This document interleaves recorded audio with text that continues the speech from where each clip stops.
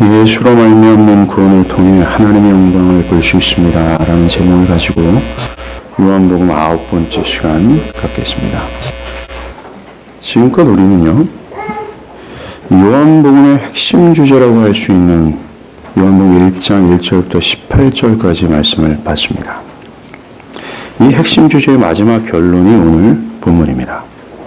오늘 설교를 결론적으로 말한다면 오직 예수의 영광은 예수로 말미암아 얻어지는 구원을 통해서 볼 수 있다라는 것입니다.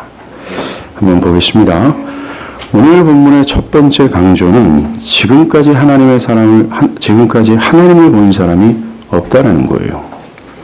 본래 하나님을 본 사람이 없으되 예서 보다라는 말은 눈으로 보다라는 뜻을 갖습니다. 하지만 넓게는 하나님을 인지하다, 경험하다, 마음으로 알다라는 뜻이 있습니다. 다시 말해서 이 구절은 지금까지 하나님을 인지하고 경험하고 안 사람이 없다 라고 말하는 것과 마찬가지입니다.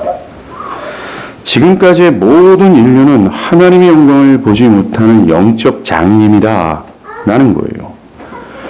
요한이 이렇게 말할 때 그는 모세나 선지자들을 염두하고 말하는 것 같습니다. 왜냐하면 구약의 모세나 선지자들이 하나님께서 이 땅에 임하시는 현현을 목격했기 때문에 그래요. 그러나 출애굽기 33장에서 모세가 하나님의 영광을 보기를 요청했지만 하나님은 네가 내 얼굴을 보지 못하리니 나를 보고 살 자가 없기 때문이다 라고 하시면서 하나님은 얼굴이 아닌 등만 그에게 보이셨을 뿐입니다. 즉 하나님은 모세에게 자신의 영광을 완전히 허용하지 않았다라는 거예요. 모세는 하나님의 온전하고 완전한 영광을 보지 못했다라는 겁니다. 제한을 두셨다라는 거예요. 비록 모세가 하나님과 대면해서 말했고 민수기 12장 8절에서 하나님의 형상을 보기는 했지만 그는 온전하거나 완전하게 본 것이 아니었어요. 성경에서 모세가 하나님을 보았다라는 것은 매우 약화된 의미를 말한 겁니다. 또 선지자 이사야가 이사야서 6장에 성전에 임한 하나님의 옷자락을 봤어요. 그 부분적으로 하나님의 실체가 아닌 하나님의 옷자락을 봤음에도 불구하고 그는 두려워서 화로단 나여 망하게 되었도다. 여호와이신 왕을 내가 배웠기 때문이다 라고 부르짖을 수밖에 없습니다. 왜 그렇습니다?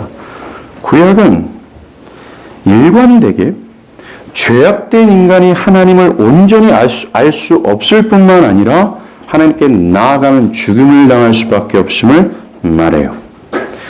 구약에서 언제나 어떤 식으로든 죄악된 인간에겐 하나님의 영광을 보는 것이 제한되었습니다. 완전히 온전히 허용되지 않았다라는 거죠.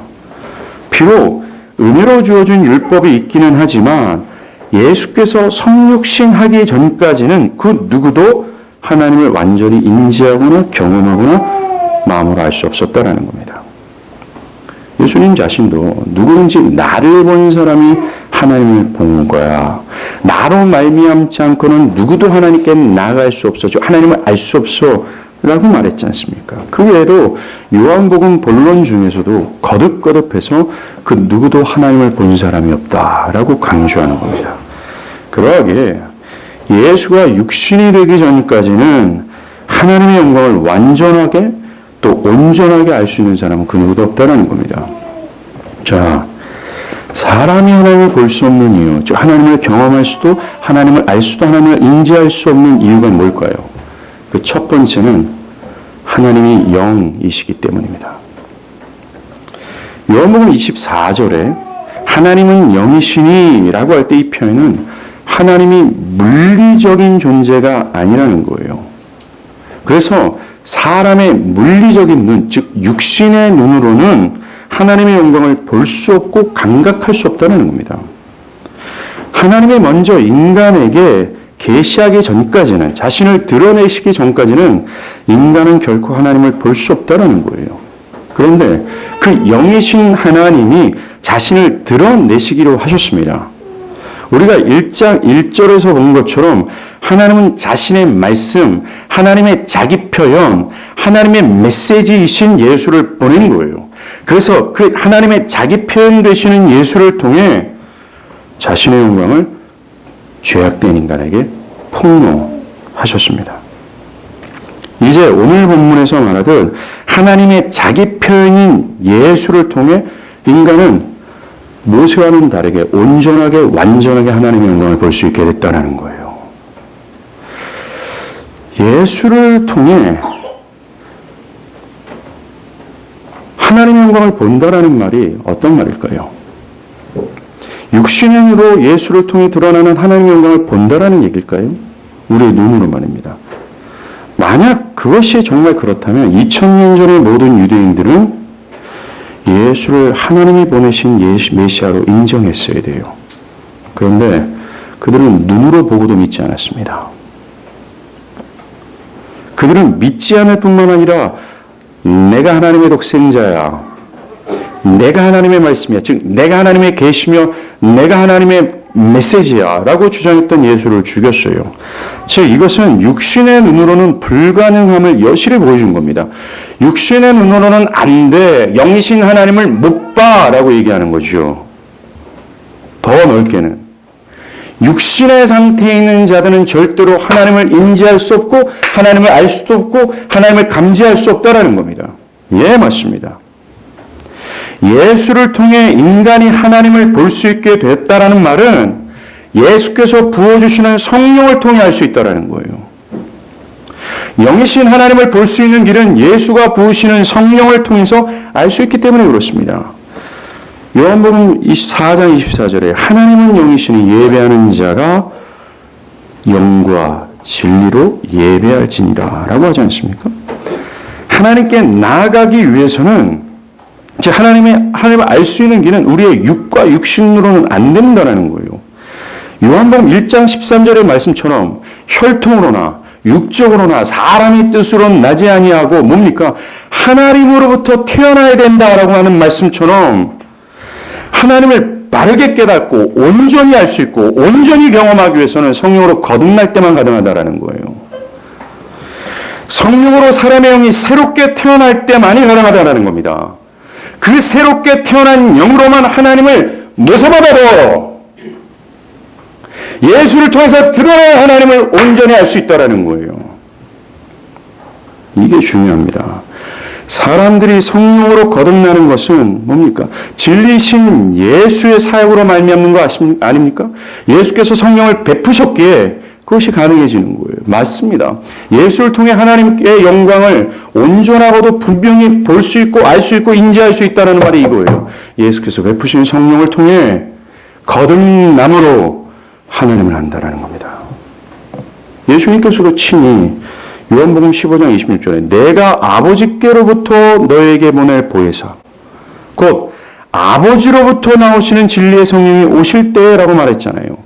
예수는 십자가를 통해 영광을 받음으로 성령을 사람들에게 부어주십니다. 그 성령으로 사람의 영이 새롭게 거듭날 때야 비로소 영이신 하나님을 바르게 하는 거예요. 즉 깨닫게 되고 인지하게 되고 알 수 있는 것입니다. 오늘 본문에 본래 하나님을 본 사람이 없으되 오직 아버지 품속에 있는 독생하신 하나님이 나타내셨느니라 라는 말이 이 말이에요. 그래서 나타내셨다라는 것이 예수가 하나님을 설명하셨다. 예수가 하나님을 알리셨다라는 겁니다. 뭡니까? 영이신 하나님을 알 수 있는 길은 사람의 감각과 지혜로는 불가능하다라는 거예요. 오직 성령께서 베푸시는 성령으로 말미암아 그 영이 거듭나는 겁니다. 새롭게 태어날 때만이 가능하다라는 거예요. 예수로 말미암아 되어지는 사역으로 가능하다라는 겁니다. 요한은 여기서 1장 18절, 즉 요한복음의 핵심적인 주제를 다루는 1절부터 18절까지를 다룰 때 결론 부분에서 요한복음 전체에서 가장 많이 다루게 될 거듭남을 우리에게 화두로 던지고 있는 겁니다. 네, 맞아요. 여러분이 영이신 하나님을 보기 위해서 필요한 게 뭔지 아십니까? 성령으로 거듭나는 거예요. 그때야 비로소 하나님을 바르게 인지하고 깨닫고 알게 되는 겁니다. 그때야 비로소 예수 안에 있는 하나님의 충만하심, 지난주 말씀 기억합니까?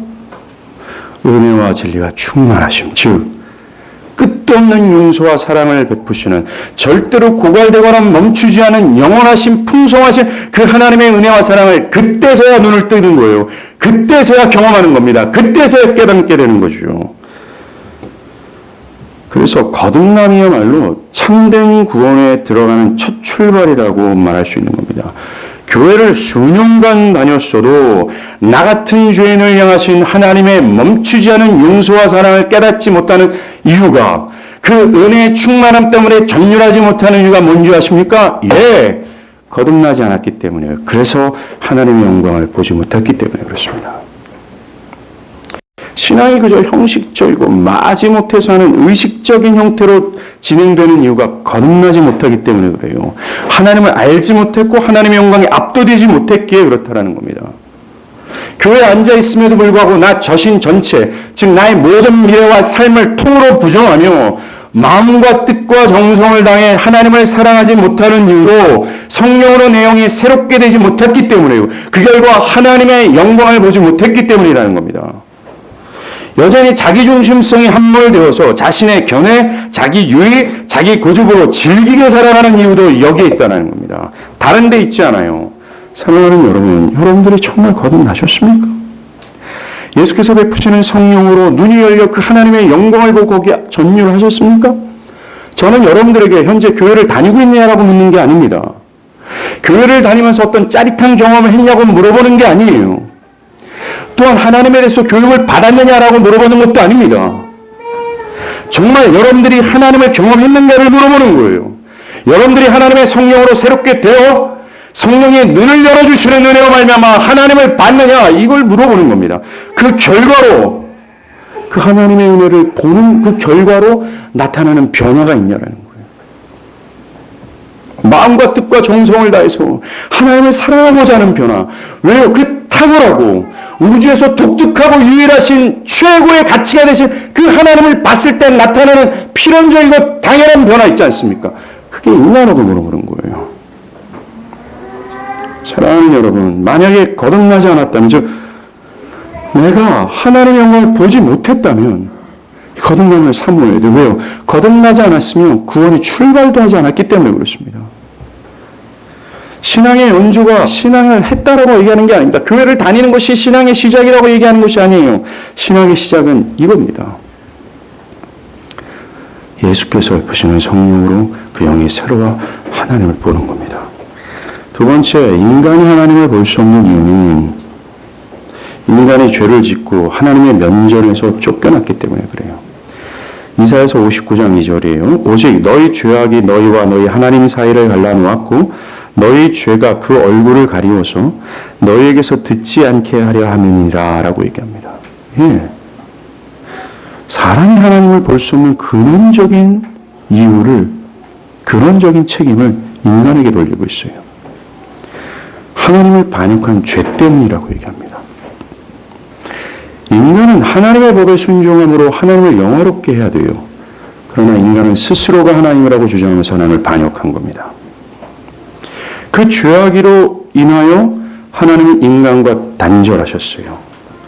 인간은 더 이상 죄로 인해서 하나님을 뵐 수도 없고 하나님을 뵐 수도 없을 뿐만 아니라 하나님을 보고자 하는 열망으로 사라졌습니다. 그리고 하나님은 인간의 죄로 말미암아 철저히 인간에게 자신의 영광을 은폐하고 엄폐하셨어요.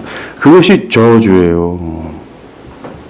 그것이 지금의 세상의 상태며 지금 정말 절망스럽고 두려움과 슬픔이 우리의 삶을 엄습하고자 하는 세상의 상태라는 겁니다. 인간은 첫 아담처럼 자기를 하나님으로 여기면서 자기 영광과 자기 유익만을 추구하는 자신의 육체에 순종해요. 그래서 자기를 영화롭게 하고자 한다는 겁니다. 이러한 교만, 자아 고집, 자기중심성이 하나님의 영광을 비치지 못하도록 눈을 가려버리는 거예요. 죄가 문제입니다. 2000년 전에 유대인들이 예수를 통해 드러나는 하나님의 영광을 보지 못했던 이유도 이거예요. 바리새인들로 대표되는 그들은 자기의 의를 주장했고 높아진 마음의 상태를 고집한 겁니다. 이 이 죄악의 뿌리가 있는 자들에겐 하나님의 영광은 철저히 은폐되는 거예요. 여러분들이 지금 하나님을 감지하지 못하는 이유는 그 하나님의 은혜의 풍성함을 보고 전멸하지 못하는 이유는 다른 게 아닙니다. 죄예요. 죄가 가리고져 있는 겁니다. 인간이 거룩하신 하나님을 배웠고 그분을 알고 그분을 감지하기 위해서는 말입니다. 이 죄의 문제가 완전하게 해결이 돼야 돼요. 거룩하신 하나님께 나아가 하나님을 뵐 수 있으려면 이 죄가 완전하게 사함을 받아야 됩니다. 더 나아가 하나님처럼 완전한 거룩함의 상태가 돼야 돼요.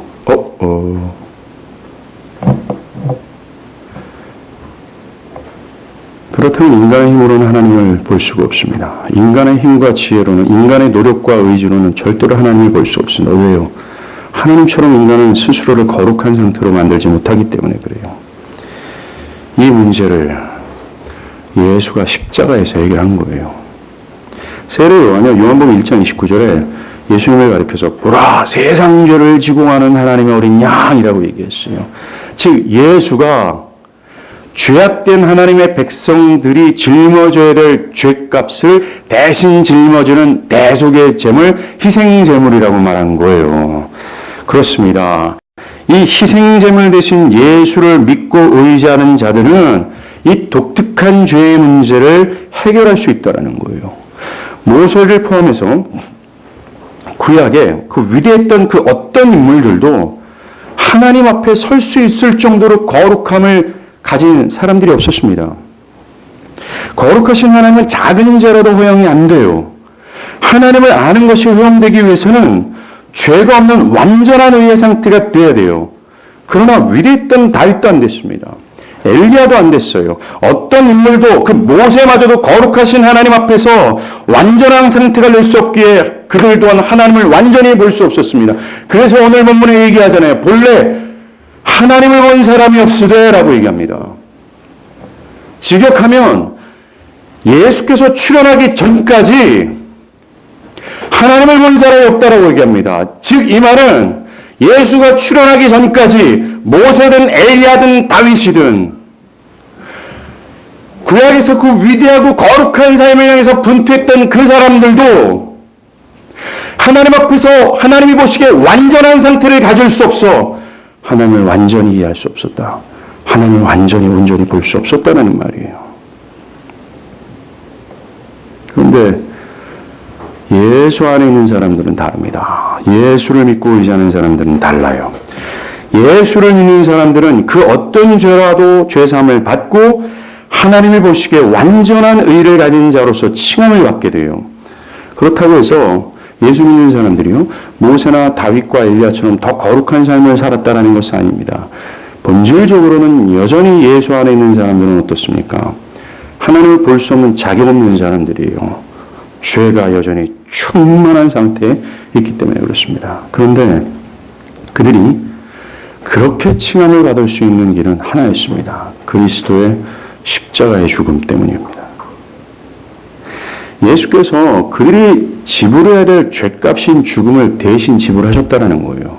그래서 그를 믿는 자들은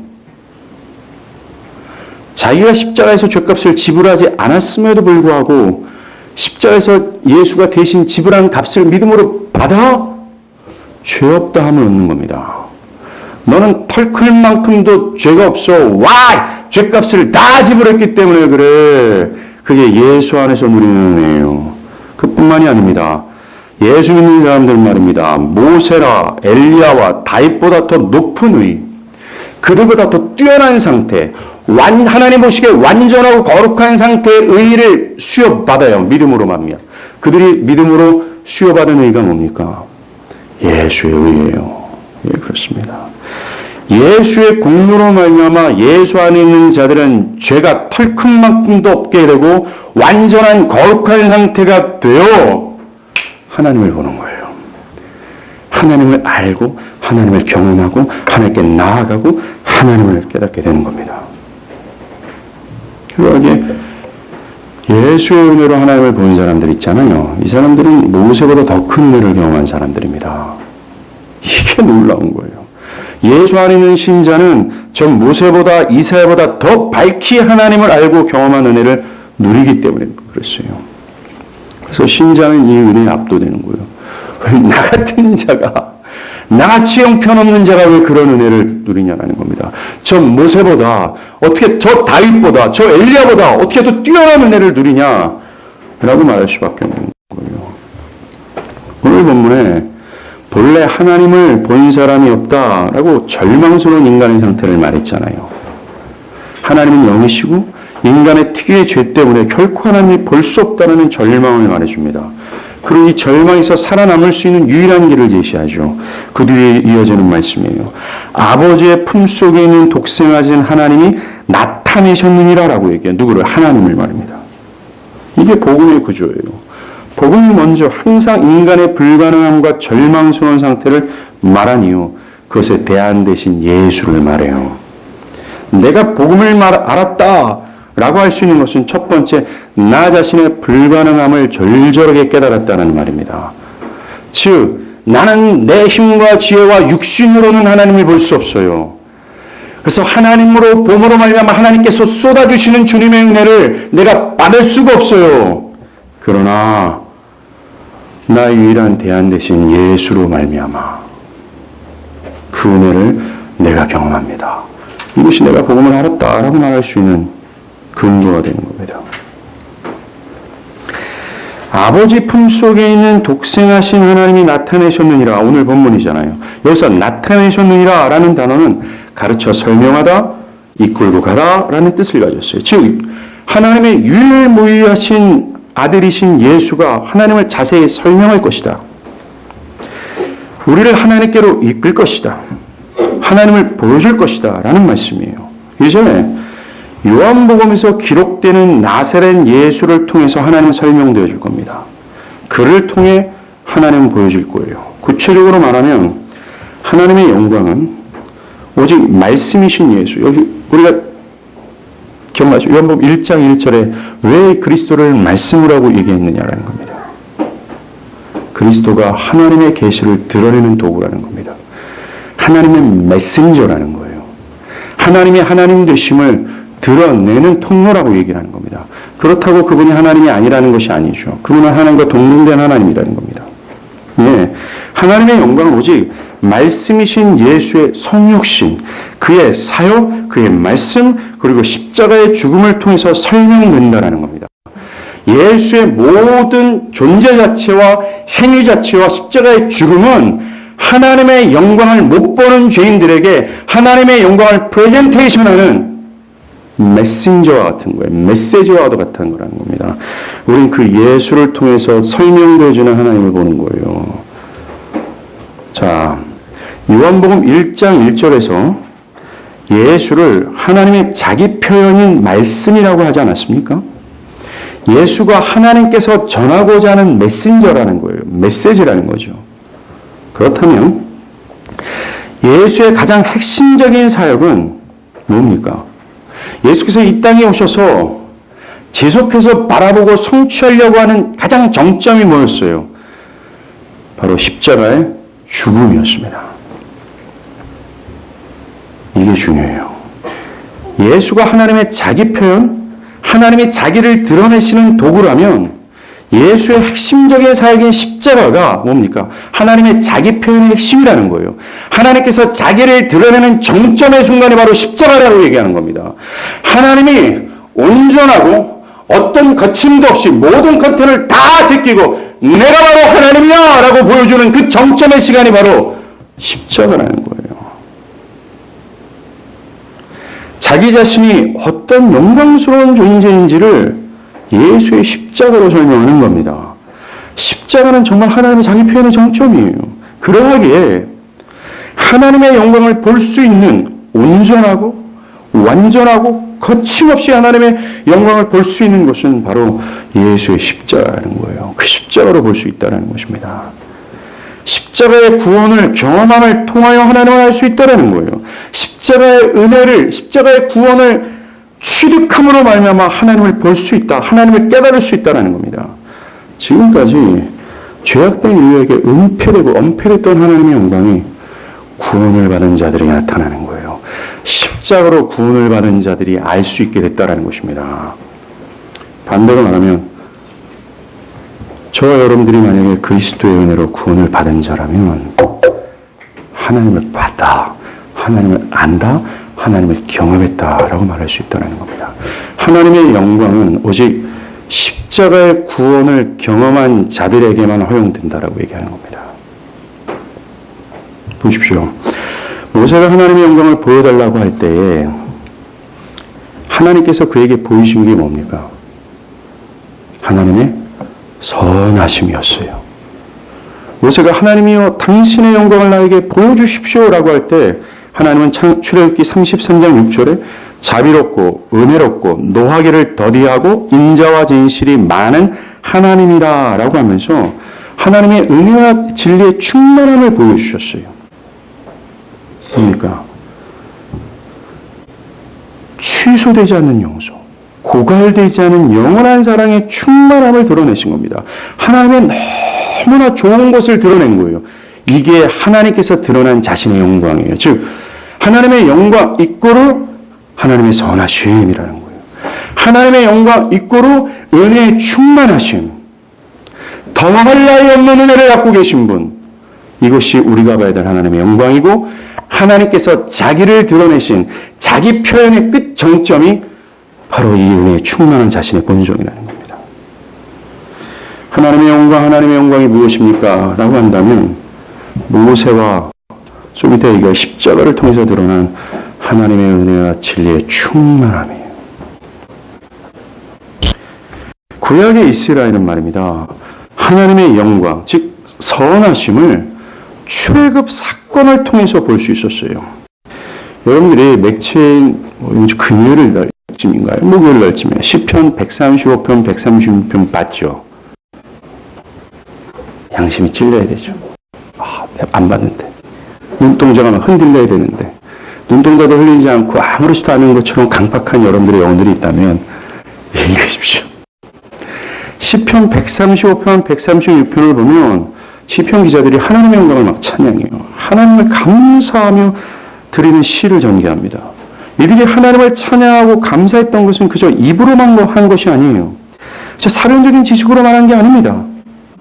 그들은 하나님의 선하심, 즉 그의 영광을 보고 맛본 상태에서 그것에서 압도되어 말한 거예요. 경험해서 말한 거라는 것입니다.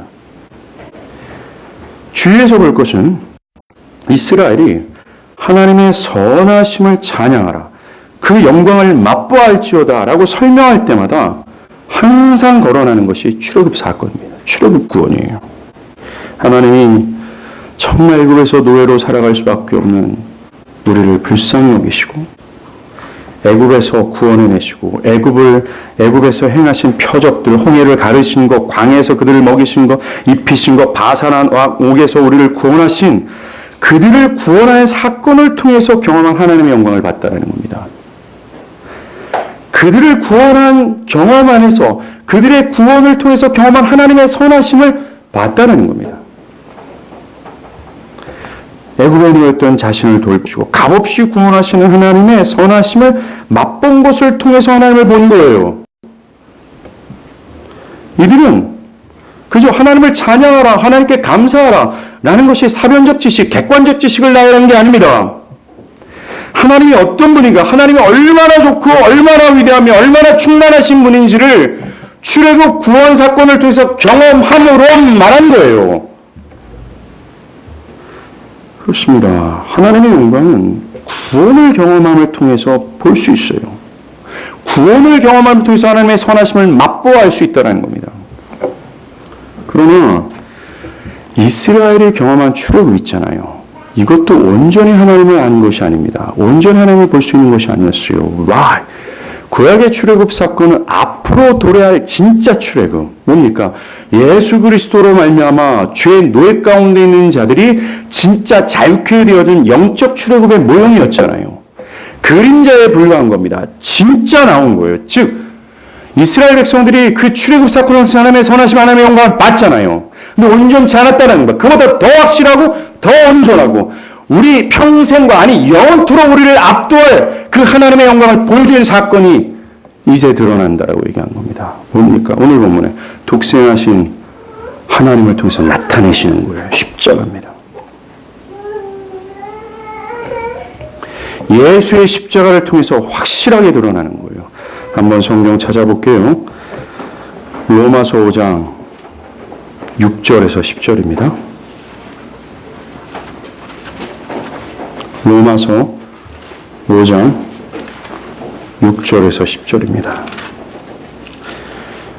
애가 찡얼거려도 상관하지 마십시오. 이렇게 정말 괜찮습니다. 걱정하지 마시고 하나님 말씀에 잘 집중하길 바랍니다. 로마서 5장 6절에서 10절인데요. 제가 부분적으로 읽어드릴게요. 먼저 6절 중반부입니다. 그리스도께서 경건하지 않는 자를 위하여 죽으셨도다. 8절로 갑니다. 우리가 아직 죄인 되었을 때 그리스도께서 우리를 위하여 죽으심으로 하나님께서 우리에 대한 자기의 사랑을 확증하셨느니라. 10절로 넘어갈게요.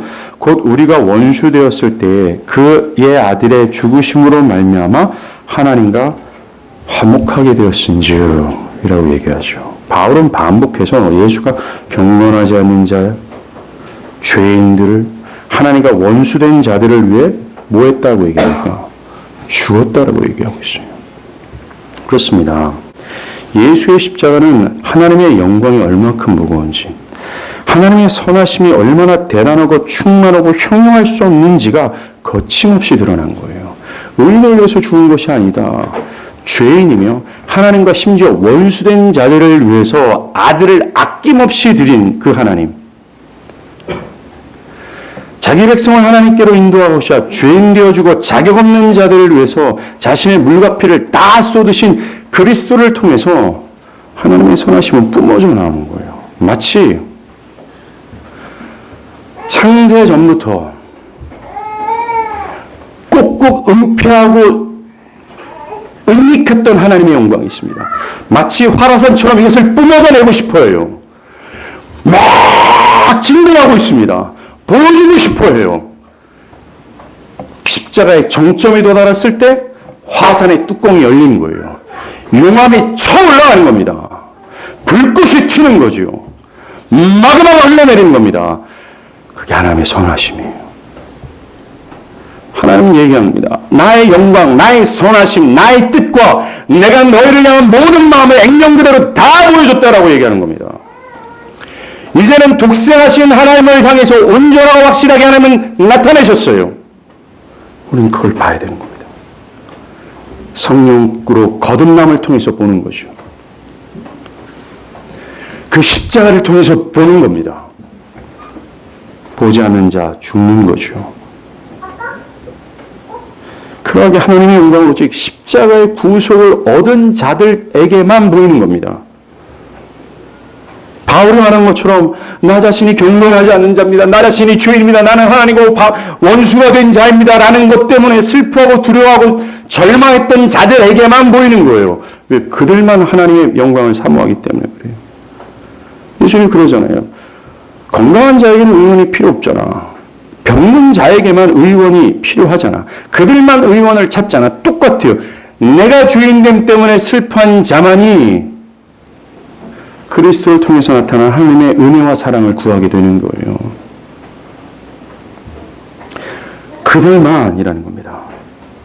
정말 그들만 나 같은 죄인 살리신 하나님의 은혜에 전율하고 나 같은 죄인을 살리신 하나님의 은혜를 그냥 사변적이고 객관적이고 입으로만 떠는 것이 아니라 그 인격 전체가 거기에 반응하는 겁니다. 그 인격 전체가 반응할 뿐만 아니라 그 평생과 영원토록 하나님께 돌이키고 가장 은혜가 풍성하신 하나님을 자신의 주인으로 삼는 변화를 일으키는 거예요. 기독교 신앙의 결론은 말입니다. 구원이 아니에요. 기독교 신앙의 결론은 하나님의 선하심을 알아서 하나님 중심적 내면과 삶을 살아가는 겁니다. 이게 십계명에서 보여줬잖아요. 하나님을 마음과 뜻과 정성을 다해서 사랑하는 겁니다. 그 결과로 나타나는 이웃을 사랑하는 것, 이웃을 품는 것, 그 모든 것이 나타나는 거예요. 기독교의 결론은 내 중심과 내 삶의 하나님이 되어버리는 겁니다. 이것을 이루기 위해서, 즉 하나님의 선하심을 알 때만이 그것이 이루어지는데 이것을 이루기 위해서 구원이 있는 거예요. 구원은 기독교의 최종적 결론을 맺기 위한 과정이라는 겁니다.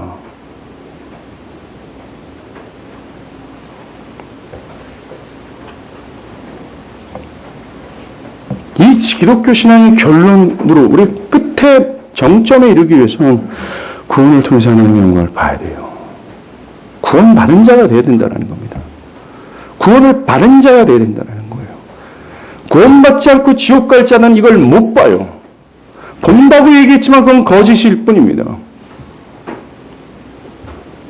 사도 요한이, 우리가 지난주 설교를 다시 한번 상기해 봤으면 좋겠습니다. 사도 요한이 1장 14절과 16절에 우리는 예수 안에 은닉되는 영광을 받다? 그의 충만하신 은혜를 우리는 받았다? 라고 할 때 의미가요. 우리는 예수의 구원을 통해서 그걸 보고 그걸 받았다라는 의미입니다. 그럼 그저 객관적 지식이 아니라 그가 보고 맛본 경험을 얘기하는 거예요. 십자가의 구원을 경험함으로 하나님을 봤다, 보았다, 받았다라고 얘기하는 겁니다. 정말로 나 자신이 사도 요한을 포함한 믿는 참된 신자가 되기 위해서 필요한 게 이거예요. 예수의 십자가로 구원을 맛봐야 된다는 겁니다. 그저 십자가가 객관적 지식이고 사변적으로 아는 것에 그치면 안 돼요. 예수는 하나님의 아들이다. 예수님께서 우리의 죄를 짊어지셨다. 그런 있는 자는 구원을 받는다. 등등으로 교육되어지거나 이성적으로만 머물고 있다면 그건 신앙이 아니라고 얘기하는 겁니다. 성경이 얘기하는 그리스도와 성경이 그리스도를 통해서 계시하고 있는 그 하나님의 은혜의 풍성함을 머리가 아니라 교육이 아니라 성령으로 경험하는 거예요. 이것만 기독교 신앙으로 인정한다는 겁니다. 만약에 여러분들이 정말로 십자가 그냥 객관적이라면 어렸을 때부터 들어왔던 그러한 내용으로만 멈춰져 있다면 지옥 간다라고 얘기하는 거죠. 왜요? 여러분들은 하나님의 영광을 보지 못하고 있는 상태입니다. 여러분 하나님의 영광을 보지 못하는 상태는 두 가지가 해결되지 않았기 때문에 그래요. 뭡니까? 첫 번째, 그 영이 새롭게 거듭나지 않았기 때문이며, 두 번째, 그의 독특한 죄 문제가 해결되지 않았다라는 얘기예요. 이 두 가지 문제가 해결되지 않는 이상 어떻게 하나님께 나아가 영원한 하나님을 예배할 수 있습니까? 아니요. 그들은 버려지게 될 거예요. 교회를 일평생 다녔어도 말이죠.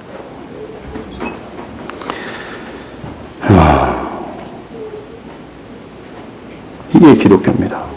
예수를 통해 드러난 하나님의 선하심을 깨닫고 그걸 나의 주인으로 삼는. 만약에 그것이 안 되면 기독교인이라고 인정하면 안 되죠. 하나님의 나의 주인으로서 하나님을 섬기는 것이 가장 달콤하다게 느껴지는 것, 어떤 희생을 지불하면서까지 하나님의 말씀에 순종하는 것이 마땅하다고 여겨지는 이 내면의 변화가 있어야 되는 거예요. 이 내면의 변화 있지 않습니까? 마치 영토로 하나님 한 분만으로 충분성을 느낄 수 있는 이 내면의 변화, 이거는 예수의 구원을 통해서 드러나는 하나님의 선하심을 맛보아 알 때라는 겁니다. 성경에는 그 선하심을 맛보아 알았던 사람들의 기록으로 가득 차 있는 거예요. 여러분들이 여기에 포함되려면 오늘의 설교를 주의해서 기억하시길 바랍니다.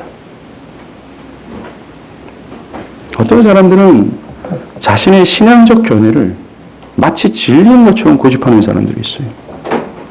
그것이 정말 객관적 지식인 이 성경을 기반으로 가졌던 견해라면 뭘 할 말이 없습니다.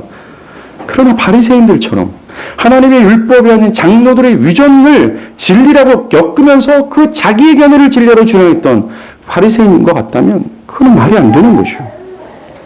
자기 견해를 가지고 하나님이 나를 판단해야 되잖아요. 하나님이 내가 어떠한 존재인지를 말하는 것을 수용해야 되잖아요. 그런데 내가 하나님이 돼서, 내가 재판관이 돼서 내가 나를 판단하는 겁니다. 자기가 자기를 판단하는 사람들의 특징이 뭔지 아십니까? 바리새인이에요. 남을 정죄하죠. 남을 도려냅니다. 남을 요리하죠. 매우 기고만장합니다. 그는 조금도 행하지 않고 있음에도 불구하고 그저 내가 도덕적 견해를 가지고 있고 좋은 하나님의 말씀을 알고 나는 의로운 생각을 했다라는 이 내면의 상태를 보면서 나는 괜찮아, 이 더러운 것들 이러면서 남을 판단한다. 얼마나 혐오스럽습니까? 이게 하나님의 선하심을 맛보지 못하는 사람의 특징이에요. 주님은 정말 자기를 통해서 드러난 하나님의 영광을 본 사람은 자기를 부인하고 십자가를 지고 나를 따르라 명령합니다. 십자가의 경험은 주님의 노예가 되어서 자신의 전 삶을 주님께 굴복시키는 철저한 겸손을 형성하죠. 주님의 말씀이라면 나의 목숨까지도 지불하면서까지 기꺼이 복종하고자 하는 충성을 형성합니다. 세상을 뒤로하고 기꺼이 주님을 따르고자 하는 믿음을 형성합니다. 여러분이 십자가를 그냥 어린 나이 때부터 교육되어졌잖아요. 그냥 그대로만 멈춰있다면, 십자가의 죽음을 성령을 통해서 경험하지 않았다면, 즉 자신의 죄됨을 깨닫고 자신의 불가능함을 깨닫고 절절히 슬퍼하며 두려워하는 가운데 오 예수여 나 좀 어떻게 하면 구원해 주소서라고 하는 거예요. 저는 모태신앙입니다. 저는 이렇게 간증하는 사람들의 이야기를요, 그래서 저 사람은 저런 은혜를 받고 나는 이미 다른 형태의 은혜를 받았어 라고 얘기했어요. 근데 그게 아니었다라는 겁니다. 꼭 기필코 필연적으로 만약 여러분들이 십자가를 객관적으로만 알고 있다면 매우 위험스럽고 심각한 일이에요. 구원이 없기 때문에 그렇습니다. 이 십자가의 구원은 그냥 정말 기독교인들이 정말 너무나 의존적인 사람에서 만들어낸 이야기야. 그렇게 치부해야 될 사안도 아니라는 겁니다. 십자가의 구원을 경험하지 않고서는 기독교 신앙의 결론으로 도달할 수 없어요. 그는 무지 가운데 살다가 무지로 인해 심판을 받게 될 수밖에 없습니다. 바라기는 성령이여 내 영을 새롭게 하소서. 영이신 하나님을 나의 힘으로는 볼 수 없는 불가능한 자임을 깨닫고 하나님과 나 사이에 죄가 있어 하나님의 영광을 보지 못하는 죄인됨을 분명하게 깨닫기를, 그래서 그 십자가의 은혜를 믿고 또 믿어 그걸 통해서 나타나는 하나님의 선하심을 경험케 하여 주시옵소서. 즉 보게 하시고 알게 하시고 인지하게 하여 주시옵소서. 그래서 내가 영원토록 하나님 아버지를 중심으로 내 내면뿐만 아니라 삶까지 살게 하소서. 기도하겠습니다.